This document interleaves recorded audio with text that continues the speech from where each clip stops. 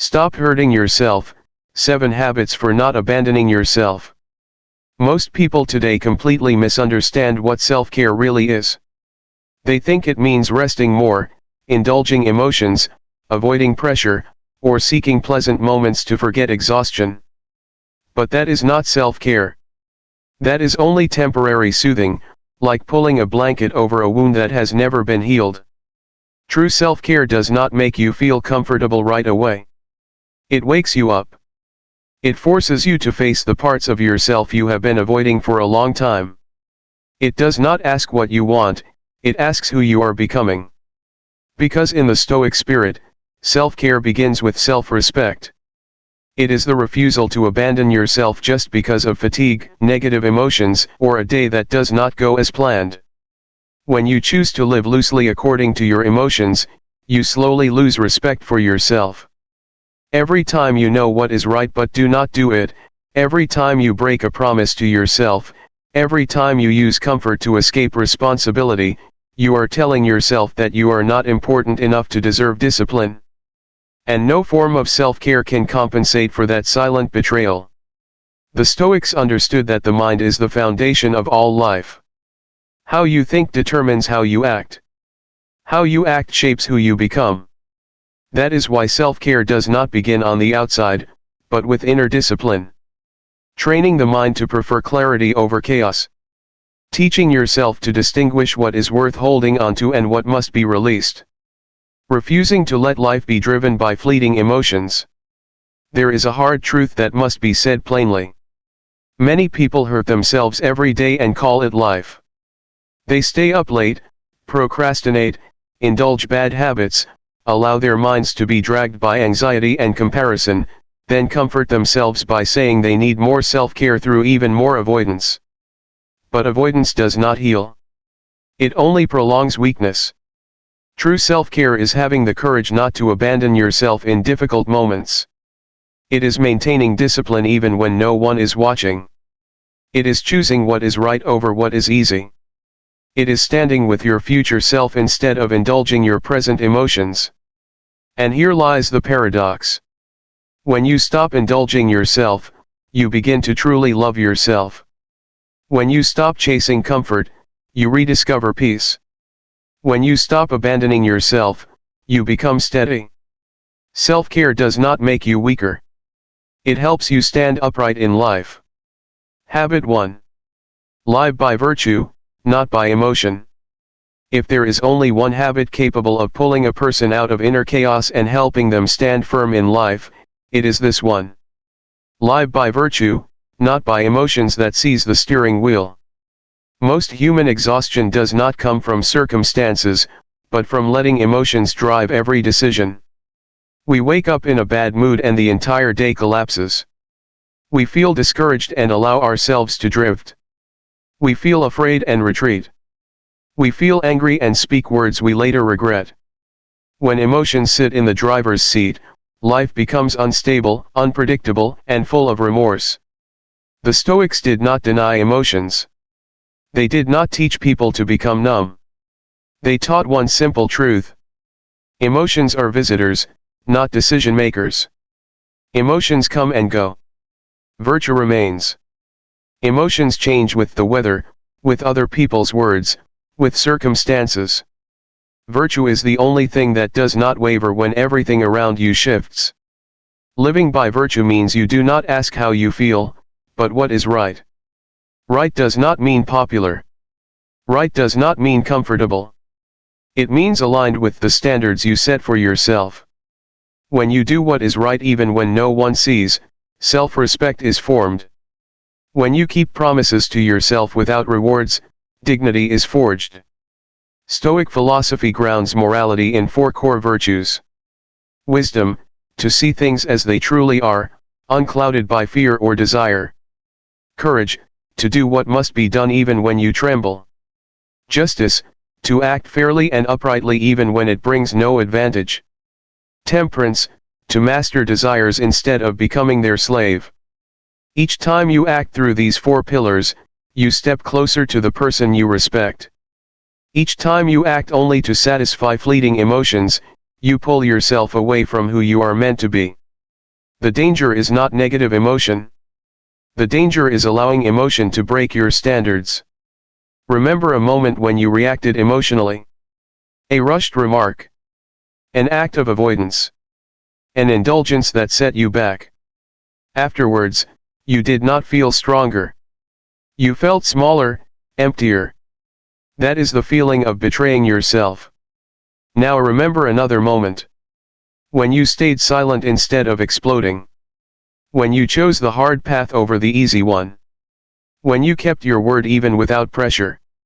The feeling afterward was quiet but solid. That was calm. That was dignity. That was self-love at its deepest level. Living by virtue does not bring instant pleasure. It brings something far more enduring. Respect from yourself, for yourself. When you know you can trust yourself. When you know that no matter how chaotic emotions become, you will not lose direction. At that point, you no longer need external comfort. You become your own anchor. This is the key. Self-care is not about making emotions feel better. It is about building a person strong enough not to be knocked down by emotion. When you place virtue above emotion, you do not just live better. You live rightly. And that is the foundation of a life that no longer abandons itself. Habit 2. Protect your mind by distinguishing what you can control from what you cannot. Many people are exhausted not because they do too much, but because they carry things that were never theirs. They try to control others' reactions, please everyone, predict the future, fix what is beyond their reach. Then they wonder why their minds are constantly tired and uneasy. The Stoics looked directly at this truth and said something simple. Some things belong to us, and some do not. When you cannot distinguish that boundary, life becomes endless struggle. You waste energy on unwinnable battles and neglect what you truly can govern. What truly belongs to you is very little. Your judgments, your choices, and your actions. Everything else, other people's opinions, outcomes, weather, delays, misunderstandings, betrayals, lies outside your control. Yet these are precisely where you place most of your mental energy. Each time you let your mood depend on someone else's words, you hand them control over your life. Each time you let outcomes define your worth, you bind yourself to something you cannot command. Each time you try to control the uncontrollable, you weaken yourself. Protecting the mind is not about becoming cold or indifferent. It is about clarity. Knowing what is your responsibility and what must be released. When you focus only on doing your part well, the mind becomes lighter, clearer, steadier. You stop reacting to every small disturbance. You begin to live selectively. Look again at your recent stresses. How many came from people not behaving as you hoped? How many from plans not unfolding as expected? How many from carrying others' emotions as if they were your duty? None of these truly belong to you. The Stoic trains one question and uses it as a shield. Is this within my control? If yes, act fully. If not, let it go immediately. No arguing in your head. No replaying it all day. When you do this, a deep shift occurs. You are no longer pulled into external chaos. You stop letting others decide how you feel. You begin to respect your inner boundaries. And that respect returns as peace. There is a quiet but powerful form of self-care here. Refusing to let what is not yours occupy your mind. When you return burdens to where they belong, you do not only feel lighter. You become steadier. Because when the mind is no longer scattered by meaningless concerns, you have the strength to live by your values. And that is Stoic self-love. Quiet. Unshowy. Enduring. Habit 3. Master emotion through inner pause. There is a thin line between someone who governs their life and someone constantly dragged by circumstance. That line is not whether emotion appears, but whether you pause before reacting. Most serious mistakes do not come from careful decisions, but from rushed reactions. The modern world trains people to respond instantly. A message arrives, reply. Ego is touched, counterattack. Misunderstood, explain immediately. Disappointed, panic. This haste creates the illusion of control. In truth, the faster you react, the more power you hand to emotion. The Stoics understood something deeply. Emotion itself does not destroy you. What harms you is the action chosen while emotion is high. Without pause, you act not from reason, but from old wounds, hidden fears, and conditioned reflexes. Inner pause is the moment you reclaim authority. One slow breath pulls the body out of tension. One pause creates distance between feeling and action. In that small space, dignity enters. Mastery is not suppression or denial. Stoicism does not teach pretending you are not angry or afraid. It teaches you to look at emotion and say, I see you, but you will not decide for me. When you name emotion, it loses its grip. Recall a moment you reacted too quickly. A message sent in anger. A sentence that hurt someone. A rushed decision that worsened things. Afterwards came regret and silence and wishing you had paused. That pause could have changed everything. Inner pause protects quietly. It preserves relationships. It preserves your reputation. Most importantly, it preserves your self-respect. Each time you pause and choose rightly, you build trust with yourself. Those who can pause are not weak. They are strong enough not to prove anything in impulsive moments. They know real power lies in choosing when not to act. Timely silence is stronger than 1,000 rushed justifications. When inner pause becomes a habit, change is profound. You are no longer swept away by emotional waves. You remain calm in chaos. You respond less, but more precisely. Outwardly slower, inwardly steadier. At the deepest level, self-care is protecting these moments. Moments when you refuse to betray your values for fleeting emotion. When you choose dignity over reflex, you reclaim your life. Habit 4. Prepare mentally for adversity before it arrives. Most people do not collapse because adversity is too great, but because they believe life should be easier than it is. When difficulty comes, they face not only the event, but disappointment, anger, and a sense of betrayal by life itself. The Stoics lived without illusions. Obstacles are normal. Delays are inevitable. Misunderstandings, failure, and injustice are part of being human. Having accepted this in advance, they are not crushed when it happens. Preparing for adversity is not pessimism. It is clarity. Training the mind to accept reality rather than fragile expectations. When you are ready for hardship, you do not panic when it appears. You remain upright because you have already met it in thought. The Stoics regularly imagined small setbacks.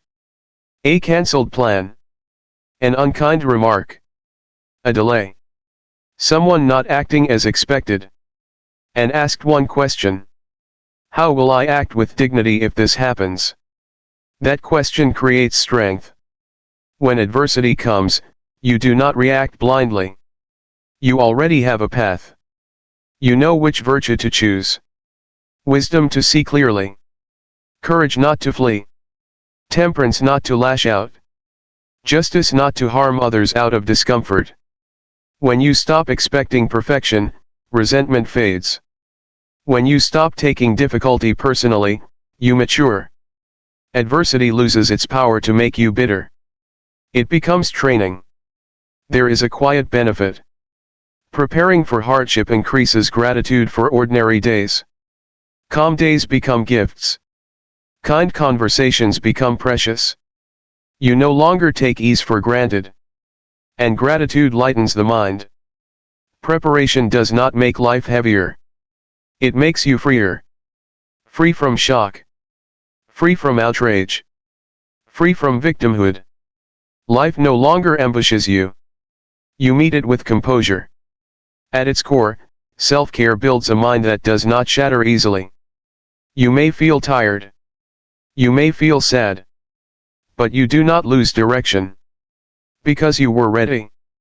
Habit 5. Absolute honesty with yourself each day. Many people live their entire lives without truly sitting down with themselves. They face work and expectations but avoid the hardest conversation, the one with their own mind. Avoidance does not bring peace. It creates confusion and loss of direction. The Stoics saw self-examination as courage. Truth is sharp, but liberating. When you face your thoughts, motives, and actions, illusion ends and change begins. Honesty is not self-punishment. It is a mirror. Non-judgmental, but clear. Daily reflection reveals patterns, excuses, habits that erode you, and also small acts of discipline and kindness you never acknowledged. You may have to admit quiet betrayals. Knowing the right thing but not doing it. Knowing when to stop but continuing. Knowing when to say no but agreeing anyway. Unseen, these accumulate into self-contempt. The Stoic does not avoid this. Each day they ask what values they honored.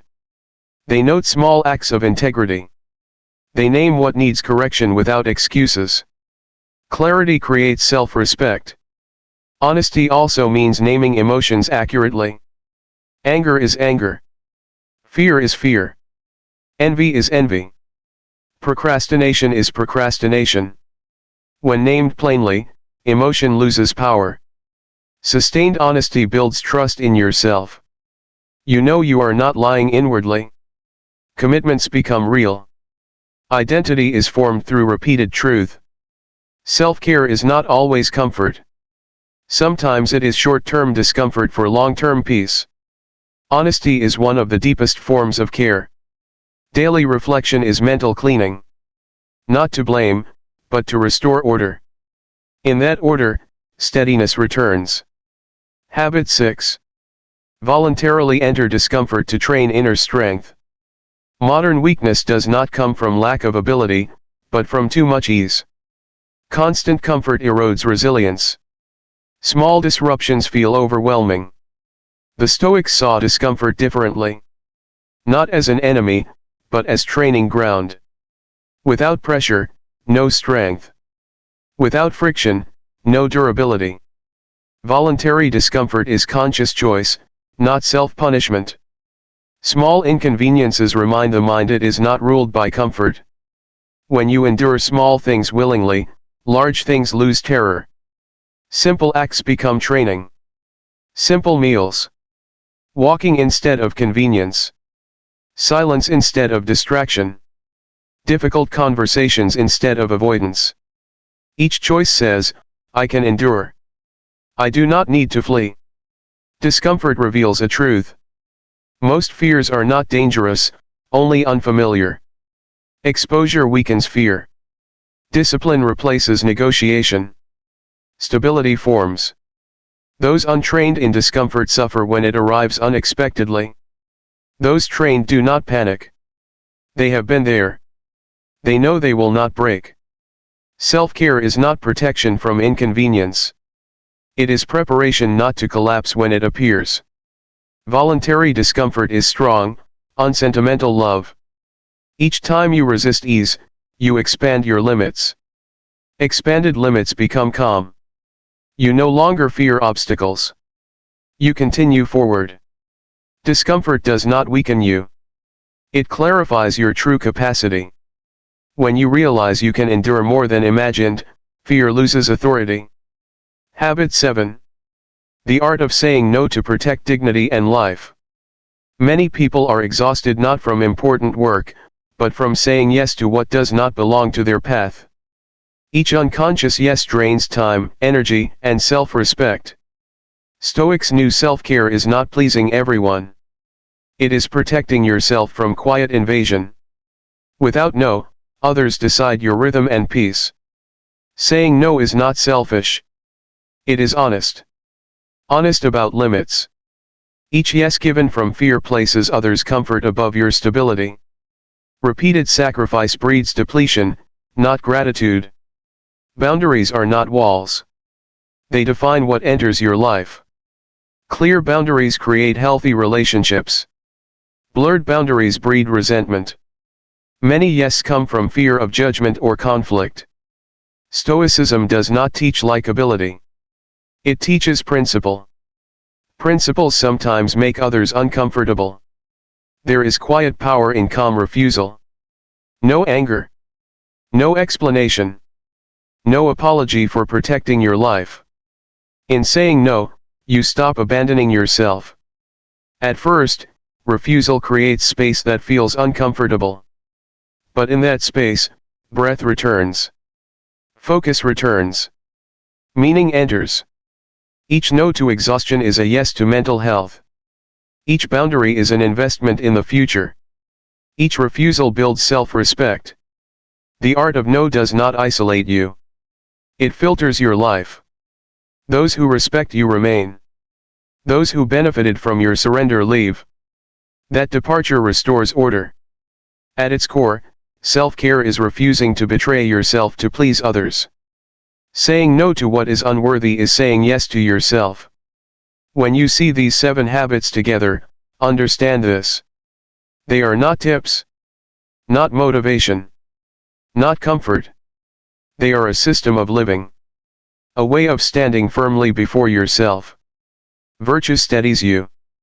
Control clarity lightens you. Inner pause preserves dignity. Preparation prevents collapse. Honesty restores direction. Discomfort builds resilience. No protects your path. They do not make life easier. They make you stronger. A comfortable life gives short pleasure.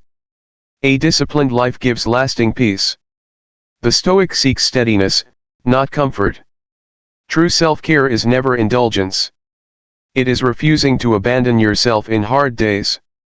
Choosing what is right despite effort and solitude. Each right choice builds a different self. Calmer. Stronger. Clearer. Not born of comfort, but of conscious repetition. There is a version of you waiting to be formed. Steady. Strong. Clear. Created not through ease, but through disciplined choice. The moment you stop abandoning yourself, the unbreakable path begins.